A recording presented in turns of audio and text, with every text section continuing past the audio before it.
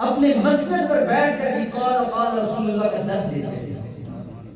اور اگر جس مجلس میں بھی جاتے تو اس مجلس میں جانے کا مقصد بھی یہی ہوتا اللہ کی مخلوق کی رہنمائی کی ہے، اور کسی جگہ پر ٹھہرنا پڑتا. ان کا مقصد قیام میں اللہ کی عزت کے دین کے پھیلاؤ اور ترویج و اشاعت میں مقصد ہوتا. ان میں سے بے شمار ایسے اللہ کے برگزیدہ بندوں میں سے ایک حسینی ہے جن کو ہم سیدنا شیخ عبد القادر جیلانی قطب ربانی محبوب سبحانی الحسنی والحسینی رضی اللہ تعالی عنہ کے نام سے یاد کرتے ہیں، غوث الاعظم غوث پاک کے نام سے یاد کرتے ہیں. اور چونکہ آج کل ہمارے معاشرے میں اور ہم نے صرف یہی سمجھا ہے کہ غوث پاک رضی اللہ تعالی عنہ آپ بڑے پاک کرامت ہیں، اس میں کوئی شک نہیں. علامہ زاہدی اور بہت سارے علماء نے نقل فرمایا ہے کہ مشرق سے مغرب تک شمال جنوب جتنے کہ اللہ کے ولی آئے ہیں سب ولیوں سے زیادہ اللہ کی عزت نے کرامات سیدنا شیخ عبد القادر جیلانی کو عطا فرمائی. اور آپ کی کرامات اس قدر مشہور اور زیادہ تھی کہ جو حد تواتر تک پہنچی ہوئی تھی، کہ جس کا مطلب یہ ہے یعنی کہ کوئی شخص بھی سیدنا شیخ عبد القادر جیلانی کی کرامات کو کوئی جھٹلا نہیں سکتا. حقیقت ہے. لیکن صرف سیدنا شیخ عبد القادر جیلانی رضی اللہ تعالیٰ عنہ کی زندگی کرامات تک محدود نہیں تھی.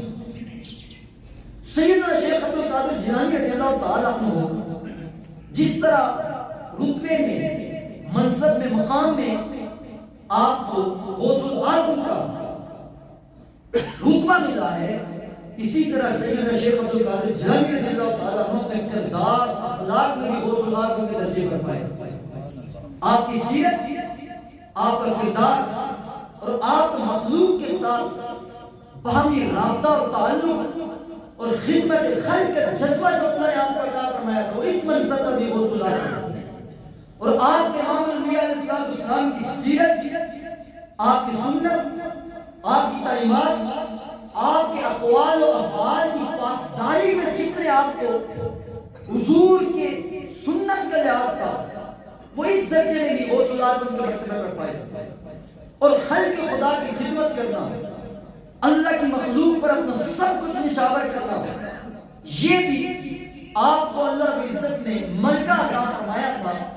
تو امام الانبیاء علیہ السلام کی چونکہ اولاد میں سے تھے تو اللہ نے جس طرح اپنے نبی کا جود و سخا کا پیکر بنایا تھا، اور اللہ رب العزت نے آپ کی اولاد میں سے سیدنا شیخ عبد القادر جیلانی رضی اللہ تعالیٰ عنہ کو اپنے نبی کی بیٹے ہونے کی حیثیت ہے اس وصف سے بھی مالا فرمایا ہوا ہے.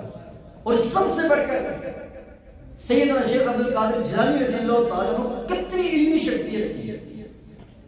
آپ حدیث، تفسیر، فلسفہ، فقہ، اصول حدیث، اصول فقہ، اصول تفسیر، قراءت، قرآن کے متعلق صرف، نحو، بلاغت، ہر شعبے میں اللہ رب العزت نے آپ کو ایک فرد فقیر کی حیثیت رکھی ہوئی تھی. ایک در جبتا تھے سیدنا شیخ عبد القادر جیلانی. اس وقت وہ دور تھا 5ویں صدی کا جس میں بڑے بڑے محدثین تھے، نحو کے اپنے امام تھے، فقہ کے اپنے بڑے بڑے نامور شخصیت تھی، حدیث اور تفسیر کے بڑے بڑے باکمال لوگ تھے. لیکن سب کے سب سیدنا شیخ عبد القادر جیلانی رضی اللہ تعالی عنہ سے علوم دین حاصل کرنے کے لیے اور فیض حاصل کرنے